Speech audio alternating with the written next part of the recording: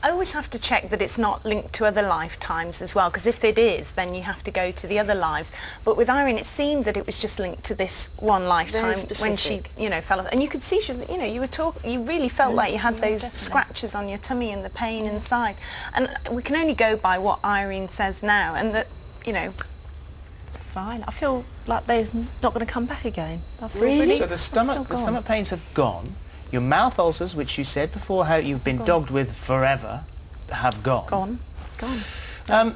What's intriguing on this one, and it gets so complicated for us to sort of try and keep. Each week we had a new intrigue to it. Yes, because we were talking about penny farthings last week. The lady that was injured on the penny farthing, and obviously the sort of further research points out, as indeed did a lot of you, that she died on the penny farthing in 1827, but of course it wasn't invented till 1871. So there are all sorts of things that are sometimes symbolic, not necessarily factual, whereas what was intriguing here was that it was your family. It seemed to be the family. I mean, we can see obviously from the research, and you know, your regression was a great one to prove that the evidence added up. But sometimes people will have what I keep saying is cryptomnesia, which is false memory syndrome. So they'll add some of the truth in, and then they'll add other bits in, and you've got to sort of decipher which you know, which is which, but from a healing benefit. The slipping down the cliff and the damage and the grazing was potentially from a past life. From a past life, but 1939. But linked to all your family members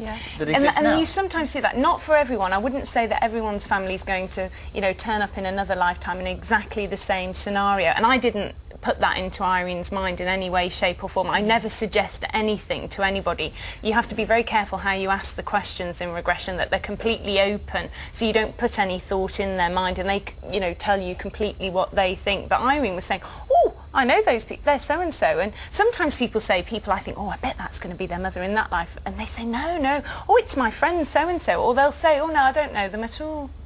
You know, so you just don't they know. say what they feel. So I have to ask you now then, is there anything in your past life, Irene, in not past lives, but in your childhood, where you did hurt your tummy? Is there anything that connects with that falling off the cliff? Anything. No, nothing. No, I can't Have you had a remember chance to speak to your parents about it? No, I haven't, not yet. No. But you will do. I will say normally I do inner child therapy as part of the combination with regression, so we'll go back through this lifetime anyway and stop at any significant event. So if it had happened in this lifetime, it would show up as we go back through the years. So you did that with Irene? Yeah, there was nothing we there. readdress this lifetime, we go to significant events. Some people only need to address this lifetime, they don't even need to go to a past life, they just need to go back through this lifetime and cut the ties to the significant things which they may or may not remember. It's complicated because, as you say, you've got some parts that you've got to take notice of because that could be a past life. Other bits that they're this cryptomnesia, which is something that they've dragged with them along the way. I mean, that's really quite a sort of detective trail that you've got to. You've got to keep the thread of the story and then cut all the ties as well. You saw me sort of talking and cutting the ties, but there's also a technique of cutting the ties as well, sort of on a visualisation level. Well, Irene, this was only the day before yesterday. So the tummy aches and the ulcers have gone, but will you keep us informed if they creep on you again? But the other exciting thing that we haven't had... Very exciting. There was another discovery made under regression for Irene. She had a future life. Let's take a look at that.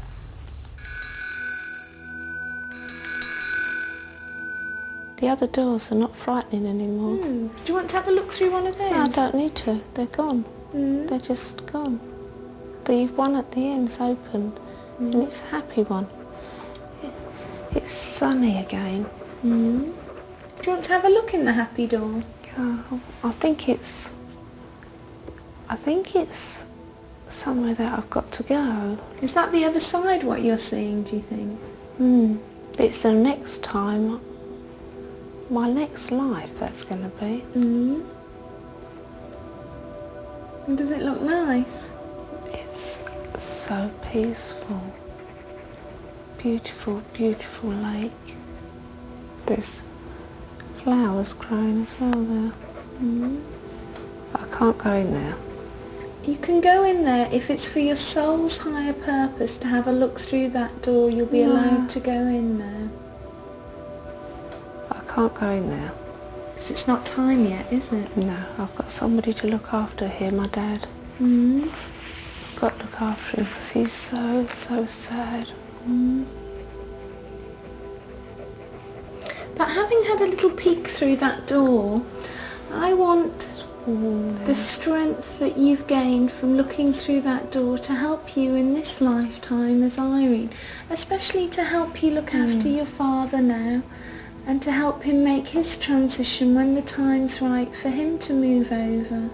He won't be long though. It's nice and I just want him to go there. 9:10, wide awake.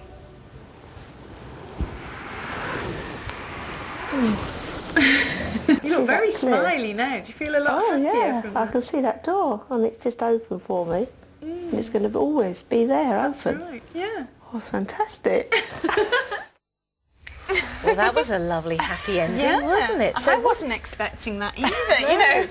Do many people find these future lives? I don't purposely try to show people a future life, and as you noticed, I always said only for your soul's higher purpose, and your soul will discern if it's right to have a look. And Irene's soul knew that it was nice to have a little look, but it's not time yet, and we mustn't go looking where it's not. And do you find that with clients? They're very disciplined, no, I mustn't go. People are very, and they know nothing about this. I never talked about this with Irene. I never preempted in any way to say that you could see any future or anything. And she just chose to have a bit of a look. And it was nice because you said you feel, Did you feel like you'd opened the door into heaven or something? It was open and it was just so calm looking in there.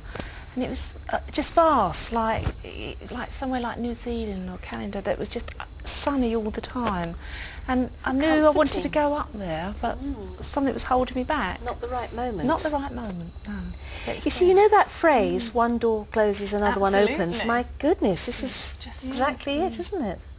and occasionally people will go to what their soul needs to see and have, you know, an experience of. I do, like I said to you the other week, we show the blueprint sometimes.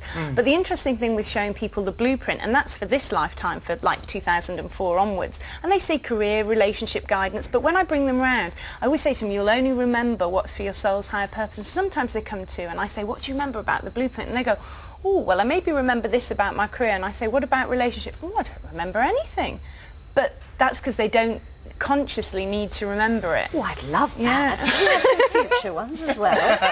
Thank you, You're Andrea, welcome. very much indeed. And thank you, Thank Irene. you. That was a very interesting one. And as I say, keep us informed. You need some names, don't you, so you know who to leave everything to in the future. Yes, which boss to suck up to. Yeah. Okay, very much. we have been inundated with entries for our Les Mis competition. Thank you very much indeed. Remember, we're offering you the chance of a lifetime to appear, of this lifetime anyway, to appear in the chorus line of Les Miserables on the West End stage. So to give you the details of how to enter, we will give you the address in a few minutes. But before we do, can you do better than this?